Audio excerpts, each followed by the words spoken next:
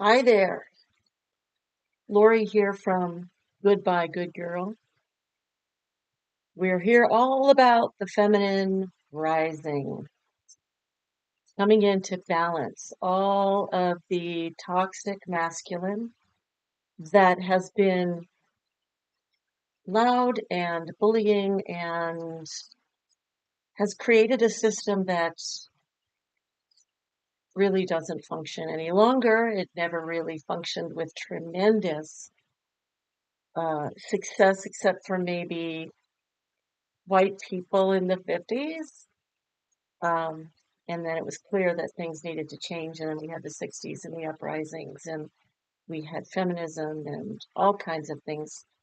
And it's been a struggle since then to bring the feminine into view. And by the feminine, I mean empathy, compassion, community, sovereignty over self, ability to think for oneself. Also, instead of goals, which are very handy, we have to start understanding the incredible, intense beauty of process. We have to start understanding process, where we don't wait until we get to some goal before we'll allow ourselves to be happy. Oh my God, you're kidding. I could be happy during the day. Are you kidding me? Before I even get like some money in my pocket. You actually can. You actually can. I've proven it to myself, and it's certainly something that is doable. And yes, I do teach that. And it is a combination of being self-aware emotionally and also mentally. So it's about energy. It's about shifting how you feel. It's about daring to believe that you might be as powerful as you really feel you are whenever you hear somebody go, "Oh my God, you're limitless," which is something I say to people a lot. We're limitless. We're literally limitless. So, what a cool job to learn that, to employ that, to be that while in the body. Yo, cool stuff, honestly. Well, I wanted to pull an oracle card for us to get the general feel uh, for whoever is watching this or going to watch this. And oops, I had about three of them fall out. So let's look at what we got. So we've got return to innocence.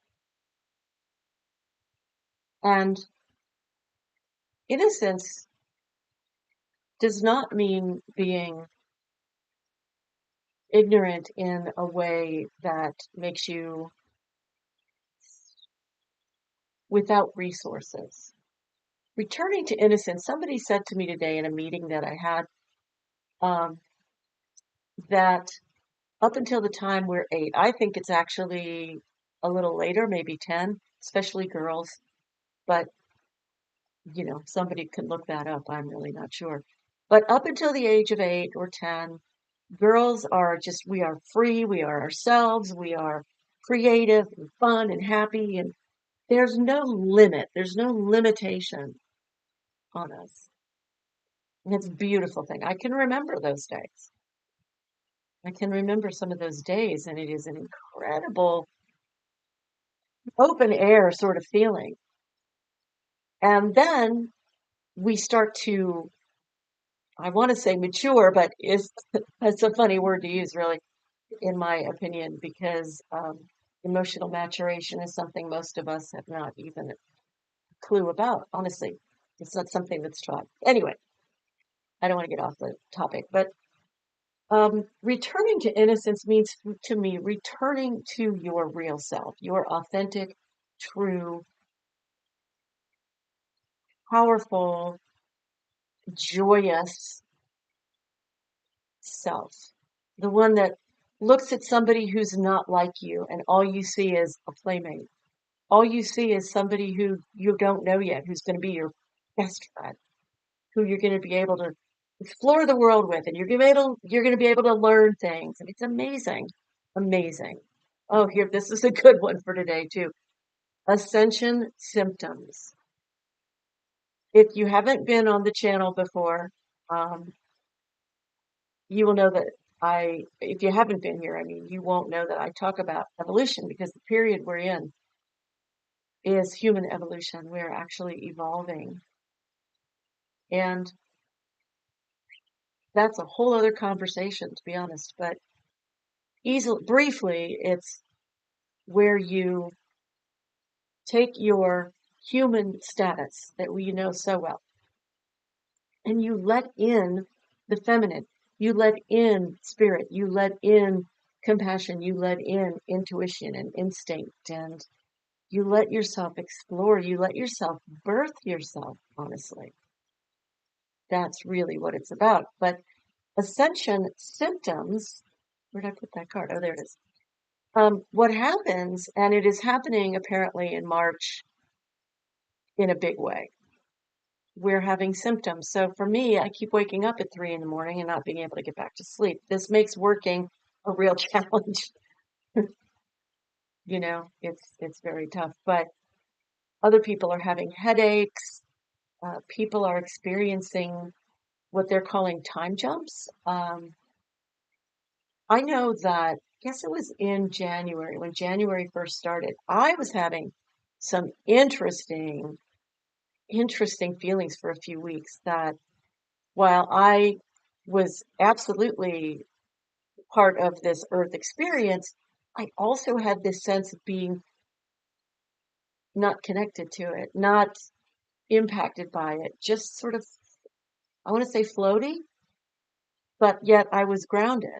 It's really interesting. And so I think that was an ascension symptom as well. So what people are telling us, the people who are really major energy readers for this time period, is to rest when you need rest.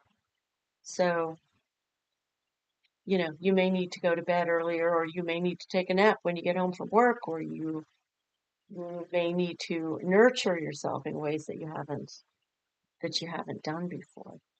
And what we're heading into is being literally conscious creators. I'm sure if you're here, you have heard that we are co-creators of our reality. And it sounds super nice. It sounds good. It sounds like, yeah, makes sense. Then the rubber meets the road. We go, how do we do that exactly? And then we get into manifestation and we think that we're supposed to create something, and that's not true. To be a conscious creator, we have to actually align with our own joy, our own love, our own allowing of ourselves, not allowing willy-nilly, letting people be obnoxious or whatever. Allowing with discernment. Yeah. So it looks to me like the general energy is we're sort of looking around. We're sort of trying to figure out where we are, and we're yearning to return to a simpler time, that's for sure. I think around the whole world, and certainly in the US where I live, we are yearning for a simpler time, but I think we know that in order to get to the simplicity that we yearn for, we are going to have to ascend, and we're going to have to build it. We're going from an age, 80 years of expecting somebody to take care of it for us, to leaning on mommy and daddy figures, and being able to sort of sit back and go, well, life's taken care of, I'm okay. And we are being invited to come out of that and come into learning and understanding how it is even possible that we have the ability to shift our reality. It It sounds nice, but if you apply all of the old sort of spiritual and religious rules to it, it doesn't seem to work. For instance, if you are thinking that you have to beg God, I forget what they call it, but it's kind of like a begging prayer to God, like, please give this to me, please give this to me. Well, the new paradigm, the new and vibrational understanding of this is that God is everything. You may not even call it God. If you just call it the energy, you won't be wrong. The energy is constant giving. And you can take it just like a little kid and create anything you want. And how we do it is through emotion, through focusing our higher emotions, authentically feeling. And here we are in this crazy time where we're going, how can I possibly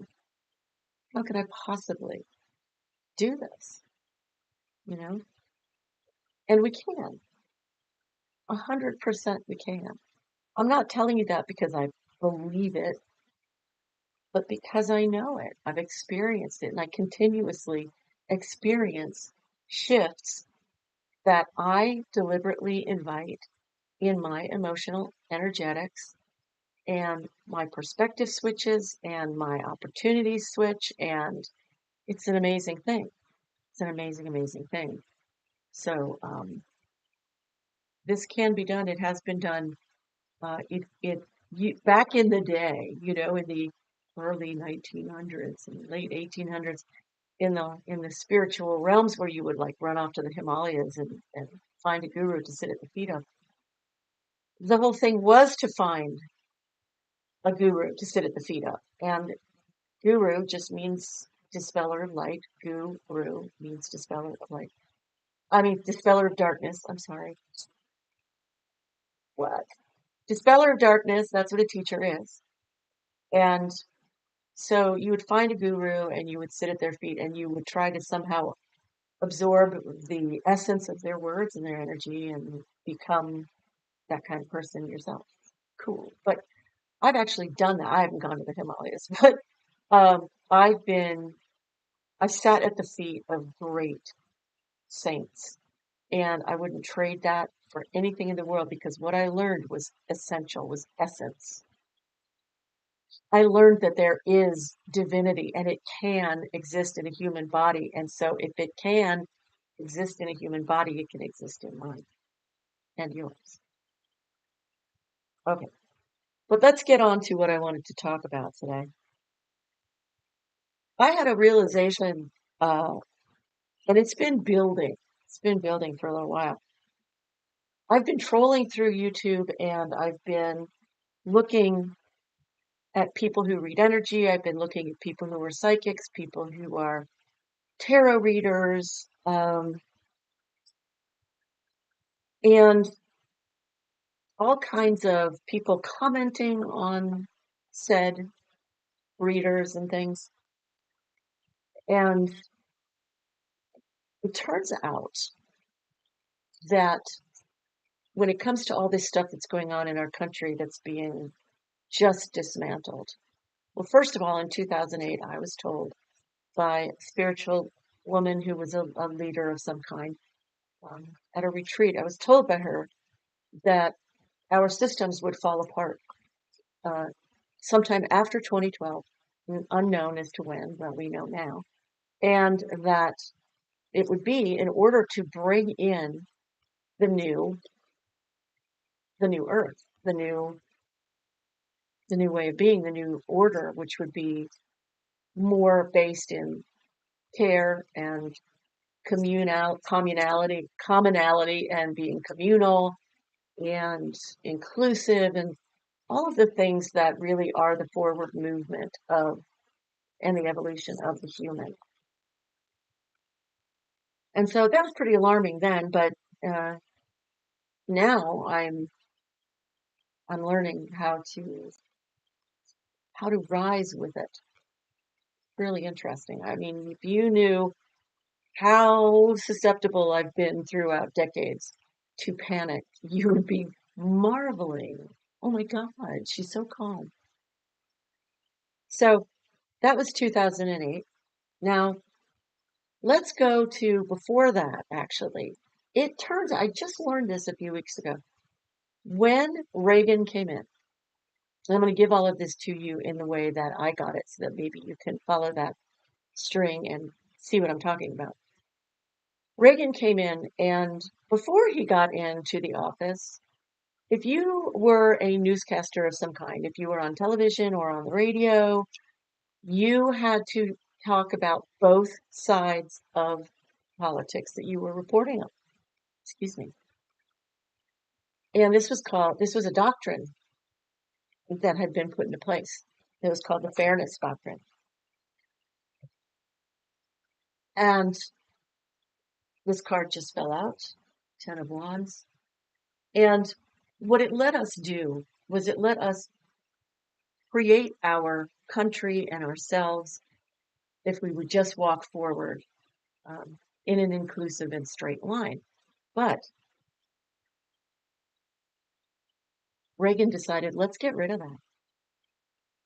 No, we don't want that. Now, it did leave a question mark in my head. Why? Why would you want to get rid of that? What's the deal? What are you up to? And the man that I learned this from said that the deal was that these, 40 years ago, the Republican Party decided that they wanted to focus on, they wanted to do like some sleight of hand. They wanted to be the magicians. They wanted to start to turn the wheel of fortune and change things from the comfortable people starting to maybe come out of their poverty, maybe starting to be a little bit more inclusive. They didn't like that so much, and they decided that they wanted to start playing the long game. You know, they wanted to play the long game. What the long game is getting people who are not either raised in more liberal mindsets or people who are overwhelmed by politics or in some other way just not paying attention to what's really happening and thinking about it critically in politics. They wanted to make these people start to distrust government. Wanted to make them distrust the government. Why would you want to do that? And they wanted to bring them to a place where they could do a Fox Newsless, where there's no news there. This is bias. I want to say bias reporting, but it is just so, it's just false. It's just false. I can't even call it reporting. So this was the long game. And when I heard that, I thought, wow, I did not know this. I had no idea that that was going on. But it makes a lot of sense because we've been crumbling, and look, when one of our brightest lights came in, when Jimmy Carter came in, this guy who was all about the rights of people of color and women, and he was a truly godly man, you know, and he wanted us to take a different approach. He wanted to make a different choice as far as which way are we going. But he was too kind. He was too open-minded. And they said, we can't go that direction. The Republicans said, we can't go that direction. All right. So I heard all these things. And then I was on YouTube this morning and I was watching a woman. What is her name? Let me see if I can find her again because I had her all queued up here. I was watching a channel called Rosie Insights. And she channels and has a friend who's off camera. Anyway, so she was getting messages from a man named Michael Connell, who was an IT guru to Karl Rove and Bush. And it was really interesting because according to the channeling, he was saying, I've been wanting to get this off my chest since I died in 2008. And he was saying that he was a big IT guy, huge. And they started rigging elections then, back when Reagan and not Reagan, sorry, Karl Rove and Bush, they started rigging the machines. They started doing all of this because it all just comes together in my head anyway. And I'll throw a card on this to see, you know, or maybe some tarot cards to see if any of this like holds water. But the idea was to create not just the oligarchy, but to, for some reason, this part I don't understand, to get us to be a part of Russia, to give us a way to Russia. I mean, are they all that deluded? I think maybe so. I think maybe so. So when let me get back to where I was so I can see you guys, or maybe see me. So they they hid they hid everything they were doing, and they stabilized it. Over the decades they stabilized what was going on, and it's a very Republican play to blame the other side for what they themselves do. So that when you say you're doing that, they go, "Oh, you're just saying that." It's incredible. It's so underhanded, and it's hard for us to understand. It's hard for us to accept. It sounds like some kind of conspiracy garbage. And I'm not a conspiracy theorist, but look at what we're looking at right now. Kind of hard to say it doesn't exist, right? So let me find out. Spirit, higher self, Amma, does this explanation of this 40-year game of takedown make any sense?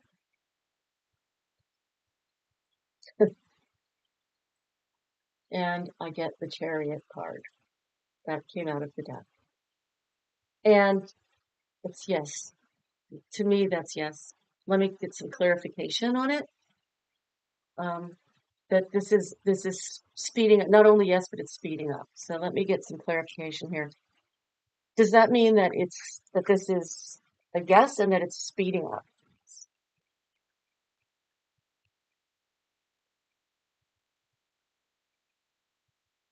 Well, it's certainly coming out into the world. Everybody is seeing it. It's certainly not something that they can hide, thanks to Mr. Trump and Musk. Um, oh, I'm supposed to say this is for entertainment purposes only. So there you go. And they've been growing this wealth underground all this time. This is where the dark money is, I imagine. I don't even know the ins and outs of that, nor do I wish to, honestly. But there are readers who have been talking about that all of the information is going to come out. And so, and that this will, of course, impact Trump, and that by September, October, we'll have a different president because he will have been thrown out because he will be shown to not, he did not win the election. There are Greg Palast, if you've ever heard of Greg Palast, he has proof that Kamala won by 1 million votes, popular votes, and you can go, Palast is Palast, P like Paul. So go check him out. If you want some insight on that, you can decide what you think of it, see if that's real for you, if that, meets your no bull meter. I don't know why I keep trying to put the cards away. It's so funny. Keep them out, keep them out. So I would say yes, yes, this has been going on, and this is how this wealth has been built, backroom deals and people paying to get into positions of subterranean power and things like that. That we think that's only in movies, it's not. But here's the interesting thing. I thought when I started hearing these other people talk about how the real truth was going to come out about Trump, I thought it was about Trump. Now, given all of this stuff from the decline of the destruction of our systems, um, Reagan destroying the fairness doctrine, the 2008 spiritual side of things, which was watch after 2012, our systems are going to fall apart. And boy, since 2008, our systems have been falling apart. It it suddenly struck me today, and with everything that is being done by Trump and Muskrat. I'll just call him Felon 45 as somebody else does. I think that's pretty, yeah, well, it is accurate. He was convicted on 30 something charges. Okay, so entertainment purposes only. And it suddenly occurred,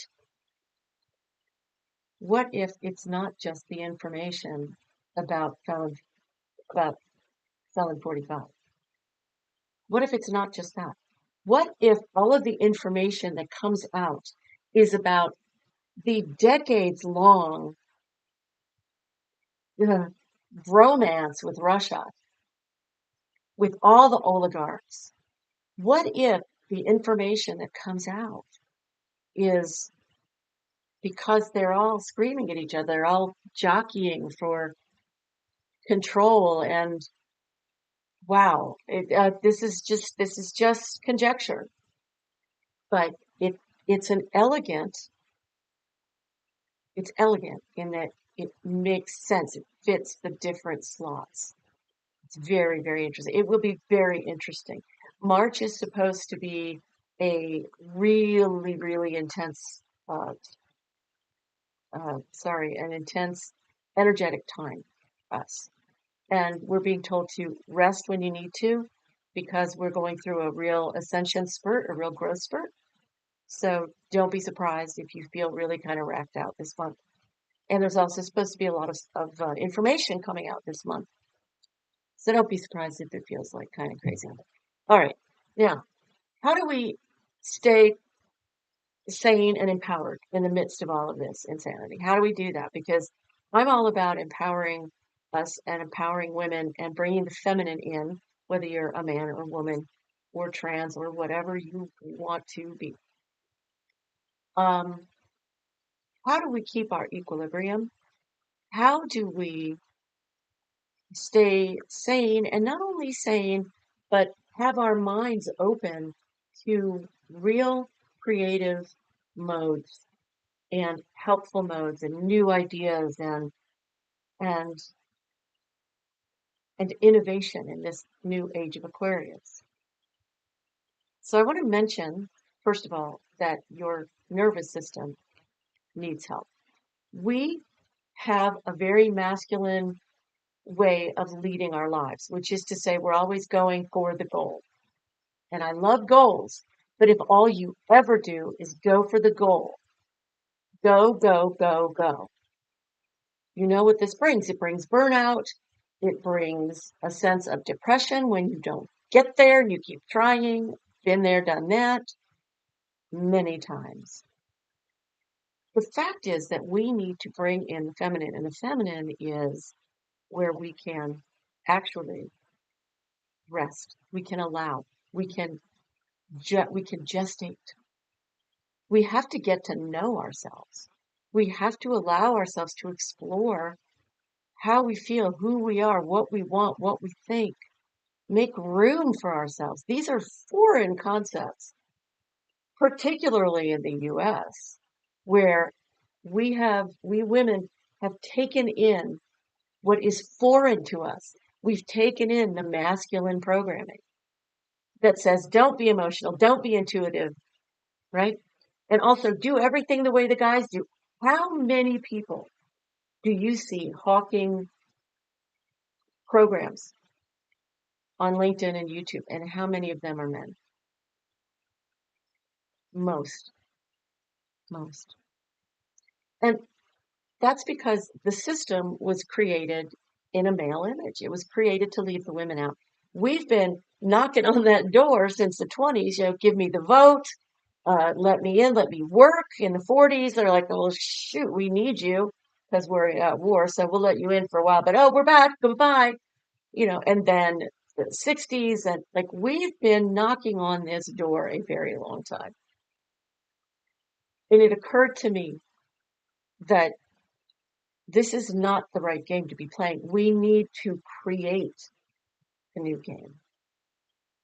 We have to create the game that has the sacred feminine and the sacred masculine, that exempts the toxic masculine, that that creates a circle of community and understanding that we truly are all in this life together, and that what happens over here impacts what's over here. I love what my spiritual mother Amachi says. She said it's like you live in the penthouse. You live in the penthouse, and then somebody comes and calls you and goes, "Oh my God, the first floor is on fire." And in the penthouse, you go, "Well, what does that have to do with me? It has nothing to do with me." It's just like that. Like, oh, I'm going to be so rich, but who's going to bring you your food, Mr. Rich Guy? When you've deported everybody and everybody else has taken to the streets. I mean, you can't do one thing without impacting another thing. We are a spider's web. We really are. So first of all, the nervous system, the little bit that I do know about it, and I know because I've been working with a therapist for a couple of years whose focus is that. It's been really, really helpful. It keeps me out of thinking, oh, there's something wrong with me, because there's nothing wrong with you. There are things you may be doing or experiencing that are incredibly, incredibly painful. But it's not that there's something wrong with you, actually. That's a topic for a whole other time. And I apologize if that feels insulting if you are suffering. I promise you, I suffered for 38 plus years. I understand. So we need to settle ourselves. Some people do it through meditation. Some people do it through visioning. If you like the idea of visioning, this is a term, it's not visualizing, but it's visioning. That's something that Reverend Michael Beckwith came up with. So you can look that up online. There are a series of questions that you ask yourself, and you allow whatever to come to come. It could be nothing, it could be something, it could be color, it can be sound, it can be words, you just, whatever it is, even if it's nothing, it's okay. You can also I have a couple of processes that I use. One's called wisdom writing, although somebody told me this is actually automatic writing, but I don't know, that's not automatic writing. I just know that somebody taught me, Tanya Taylor Rubenstein taught me that what she did when she was going through divorce is that she wrote a question at the top of a piece of paper, and then she just started writing. She just made herself keep writing for 20 minutes, even if it didn't make sense, just keep writing until the phone alarm would go off and she'd stop. I found that too pressuring for me. So I decided I would write a question, and then I would wait to hear a word or a phrase. And I would just start writing and keep hearing words again. And at first it was choppy and it was weird and it didn't seem like it made a lot of sense sometimes. And then other times it was profound. And I went, what the heck? This is awesome. This is great.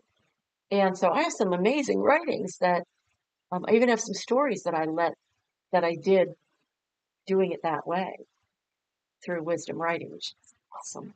Awesome. So the reason we have to do this, first of all, is we are not going to function without our other half, without our energetic, feminine, spiritual self. We're not. We are going to keep on trying to make things happen physically. We're going to fight physically. We're going to try to manipulate physically and force things physically. And while force and movement have their absolute place, what we want, if we bring the feminine in, is we want to see the result of that. And the result of that is that you have inspired action. You don't just run around willy-nilly trying everything you can. Again, guilty. Did it all the time. No, thank you. It's so exasperating and frustrating, and it doesn't get you anywhere. By the way, if you are leaving comments during this, I can't see them at the moment. So apologies if you are leaving anything in the chat. Uh, so when your nervous system is balanced, you can also have access to your brain. You can be relaxed enough to let in that intuition, that inspiration, that insight. And that gives you options. When you're in the middle of a really tough situation, if you're freaking out, which I used to have a frickin' PhD in, trust me, actually, I probably had about 4 of them, um, you can't function. You can't see all of the possibilities that are out there for you. So you really want to find a way to calm yourself. Now, I have a course, and I'll have to put that in the information. I have a course called Do the Impossible from, oh gosh, I forgot that. It's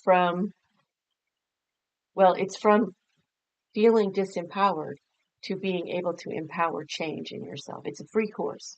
So I'll put it in here. You can take a look at it. And it is a big chunk of what I did to bring myself out of clinical depression after 38 years in just 5 days. So it's not so much a magic pill as it is a magic understanding that you have the ability through your emotion, your energetics, and unkinking the kinks in the mind to go, I have to believe all this crap that I was told. So take a look at that. That might help you. What was the third thing? Yeah, okay. So the other thing you can do is you can vision every night. And I am a fan of Mike Dooley's, who is the guy who does tut.com. He's the thoughts, how does he do it? Thoughts become things. And he does that, and he's on Facebook, and he does lots of workshops. He's just a lovely, open-hearted, amazing man. And he does something, and he visions 4 minutes a night, just 4 minutes. And what it is you sit down, you close your eyes, you feel what you would like to feel. Now, if you have an image that helps you feel that, do the image. But one thing to tell you, don't see yourself as if you're watching yourself on a movie screen. Be in that particular element. Be in that particular area where whatever it is, you're winning that award, you're getting that job, and you're out celebrating, and you are so excited. You want to really feel it. You want to elevate your emotions. You want to do that because that goes into the whole energy and resetting your emotional set points, which attracts everything that we want. Everything that we want. So these are some of the ways to come into the moment where you have some control over feeling calm, over accessing your wisdom, accessing your intuition, your insight. I'm somebody who spent decades really pushing hard. It's my natural setting. You can say it's from trauma. You can say it's from all different, I've identified all the stuff in the past that I can blame it on. But focusing on what happened in the past, the effectiveness of that has ceased to be for me. It's now much more important. It is time saving. It is nurturing. It is self loving to step into kindness, radical kindness, physically, calming myself and learning to give myself compassion. These things are really going to shape the world that we want to live in because we have to be the world we want to live in. Nobody's going to hand us compassion for us to feel. Nobody's going to feed us a compassion pill. So this is what I wanted to communicate with you tonight. I wish you a beautiful, beautiful evening. I'm being asked to pull one more oracle card. You know, when I say I'm being asked, I just had a moment of I should do that. So I'm going to do that. Okay, so I'm going to split it and we'll take a look. New cycle. Any of this that resonated with you, take it as a sign, a good sign of what we're moving into, which is a new cycle. We're not going down for the count, you guys. We're not. There was the Black Plague, for heaven's sake. I mean, there have been such horrific things that have happened on this planet. And while it causes immense harm, it's always better afterwards. Plus, this is the time of transformation. This is the fourth turning. There's a book called The Fourth Turning. You might want to take a look at it. I'll leave you with that. You can take a look at that. It says that every 80 years there's an evolutionary shift. But this is the big one. This is like massive. This is massive. Every 20 years there's an uptick. So this is the uptick of the 80th year. Look into that. It's kind of fascinating, I think, and really, really important to understand because we don't need to panic on a regular basis. We need to be able to harness our power, our limitlessness, and our empowerment, and our love, and our self-love. Love and moxie to all of you. See you next time.